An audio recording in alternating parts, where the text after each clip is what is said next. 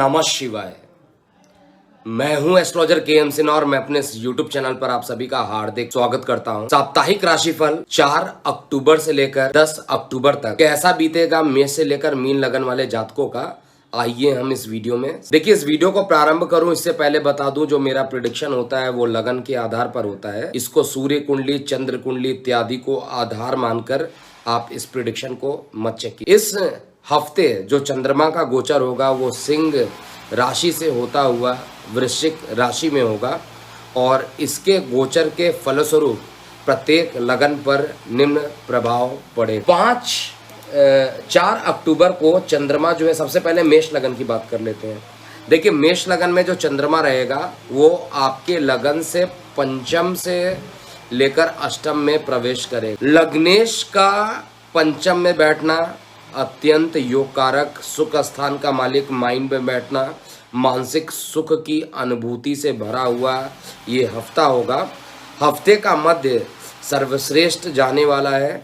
इसमें कई प्रकार के पुराने वैचारिक गतिरोध या पार्टनरशिप में जो प्रॉब्लम चल रही थी उससे आपको एक प्रकार से कहा जाए निगेटिविटी खत्म हो जाएगी और आपके लिए ये पूरा हफ्ता अच्छा रहने वाला है। लेकिन हफ्ते का जो अंतिम दिन रहेगा वो थोड़ा आपको परेशान करेगा और आपको जल वाले एरिया से बचना चाहिए।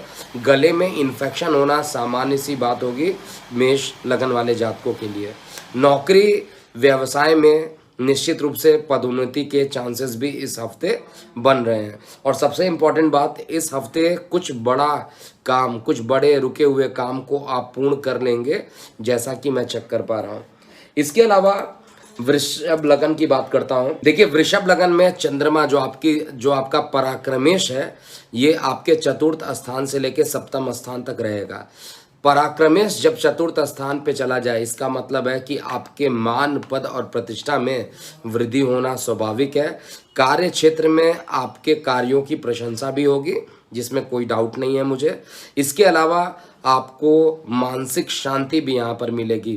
विद्यार्थी वर्गों के लिए ये हफ्ता थोड़ा कठिन हो सकता है।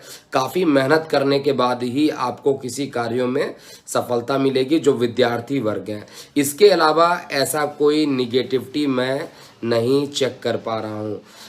हफ्ते का जो मध्य रहेगा सर्वश्रेष्ठ रहेगा, चाहे वो फाइनेंस की बात किया जाए, चाहे वो मान पद प्रतिष्ठा की बात किया जाए। लेकिन हफ्ते का जो अंतिम 2 दिन रहेगा उसमें अकस्मात यात्राएं होना, छोटे भाई बहनों को कुछ परेशानी उत्पन्न होना, ऐसा गोचर में मैं चेक कर पा रहा हूँ। मिथुन लगन की बात करते हैं।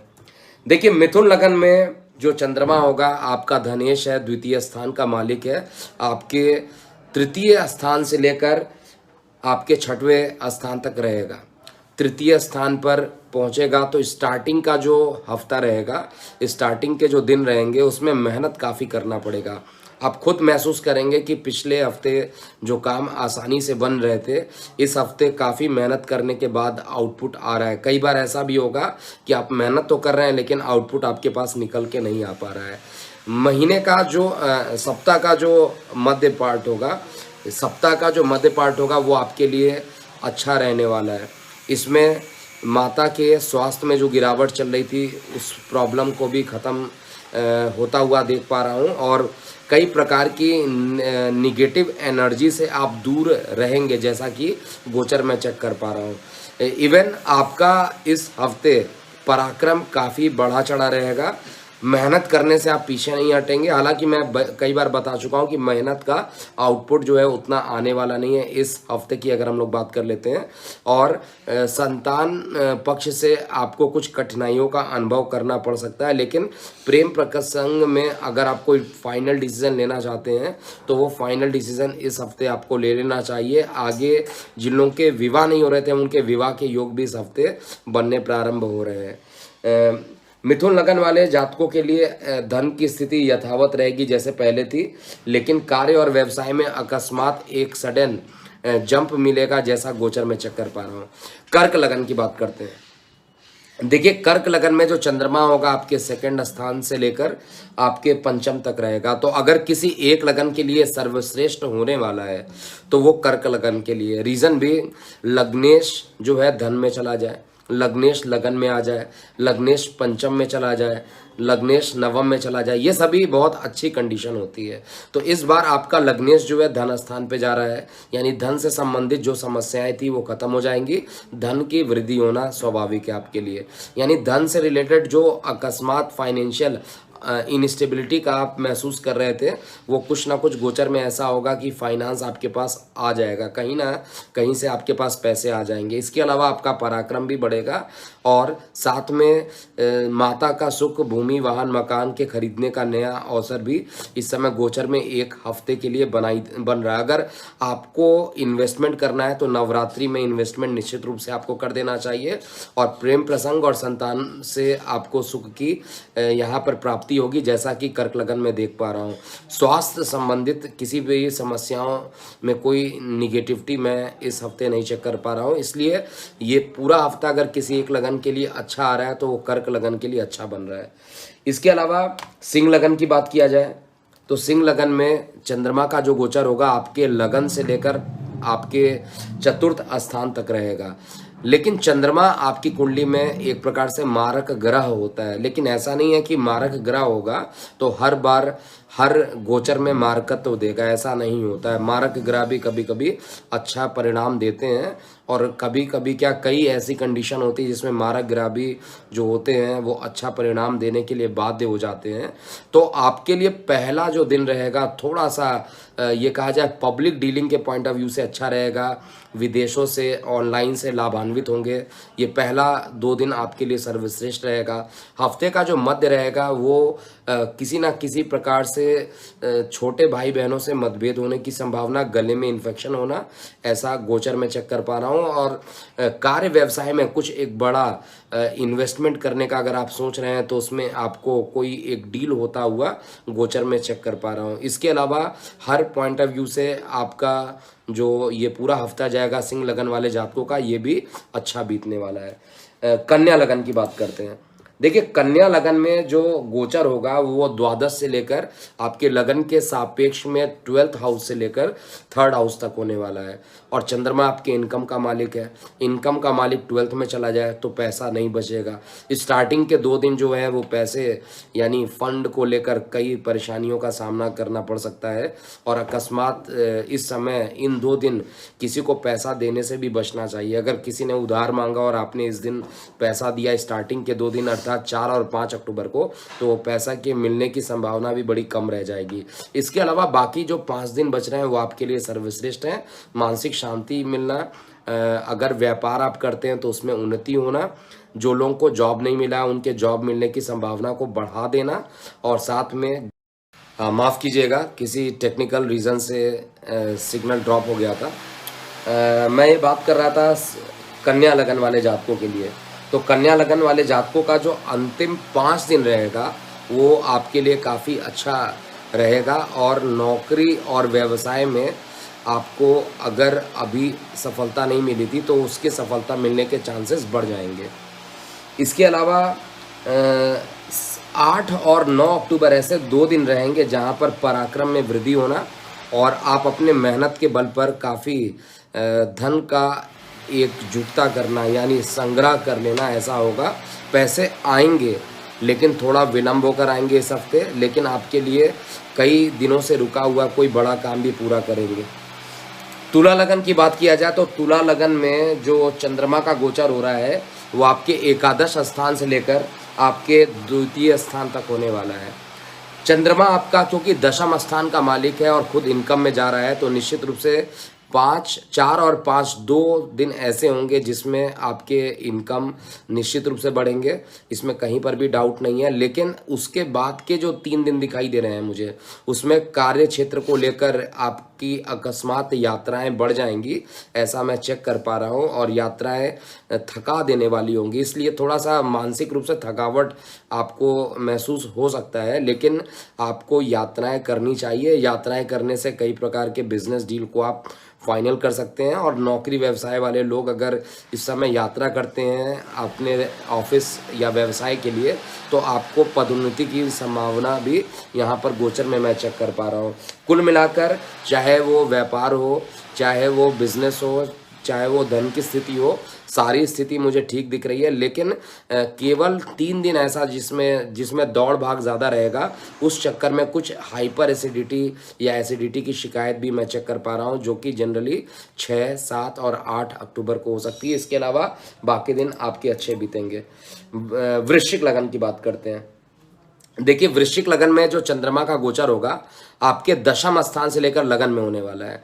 अब दशम स्थान पे जब चंद्रमा होगा तो दशम स्थान, क्योंकि भाग्य स्थान का जो मालिक है वो दशम स्थान पे जाएगा, तो निश्चित रूप से भाग्य का सहयोग होना और कहा जाए आपके धार्मिक प्रवृत्ति को बढ़ा देना, छोटे भाई बहनों से मतभेद कम कर देना, ऐसा यहाँ पर गोचर में बन रहा है। इवन पिता के स्वास्थ्य में भी सुधार तेजी से होता हुआ गोचर में दिखाई दे रहा है। नौकरी और कार्य व्यवसाय में तरक्की होगी। इनकम और मतलब आय के क्षेत्र में आय के साधनों में वृद्धि होगी, लेकिन कार्य का बोझ भी उसी के प्रोपोर्शनल में बढ़ने वाला है। तो ओवरऑल कहा जाए तो वृश्चिक लगन के लिए भी बहुत अच्छा ये दिखाई दे रहा है मुझे टाइमिंग। लेकिन 9 अक्टूबर को ऐसा टाइम रहेगा जिसमें आपका कार्य व्यवसाय को लेकर कुछ ट्रैवलिंग बढ़ सकती है 8 और 9 को, जिसके कारण शारीरिक थकावट आप महसूस कर सकते हैं। धनु लगन की बात करते हैं। देखिए, धनु लगन में जो ये गोचर होगा आपके भाग्य स्थान से लेकर द्वादश में होगा, तो भाग्य स्थान से द्वादश में होना ये आपके लिए एक अच्छा परिणाम गोचर में देने वाला है।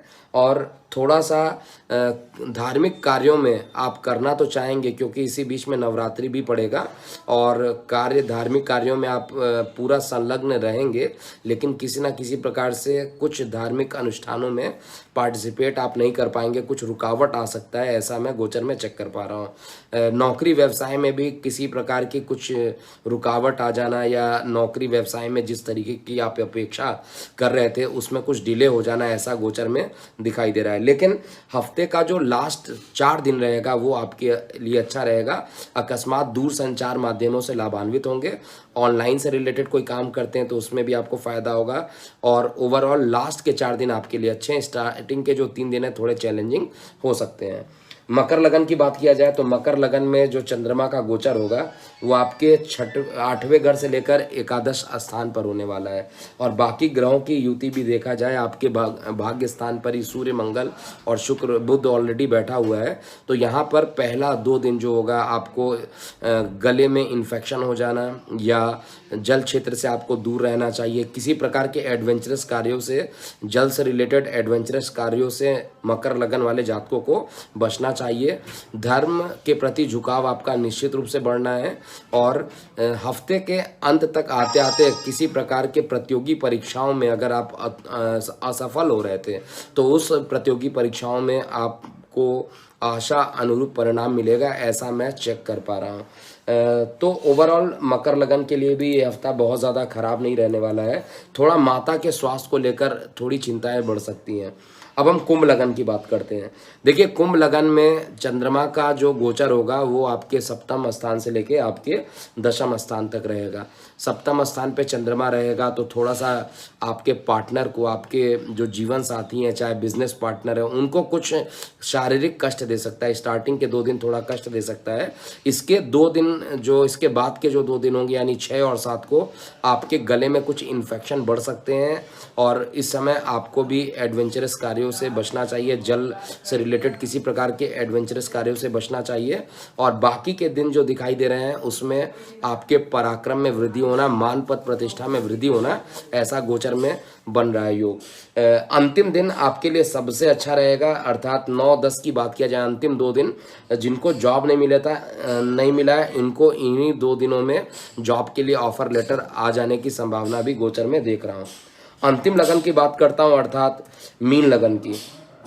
देखिए, मीन लगन में थोड़ा परेशानियों से भरा हुआ ये हफ्ता हो सकता है, क्योंकि चंद्रमा 6वें से लेकर 9वें स्थान पे रहेगा। 6वें में चंद्रमा का जाना वैसे भी अच्छा नहीं माना जाता है। अकस्मात हाइपर एसिडिटी का बढ़ जाना और ये सब चीज़ें आपको थोड़ा परेशान करने वाला दिखाई दे सकता है और ये परेशान आपको करेगा भी। तो यहाँ पर थोड़ा सा अभी आपको ट्रैवलिंग करने से इस हफ्ते बचना चाहिए, क्योंकि स्थान परिवर्तन का योग भी धनु लगन वाले जातकों के लिए दिखाई दे रहा है, सॉरी माफ़ कीजिएगा, मीन लगन वाले जातकों के लिए दिखाई दे रहा है।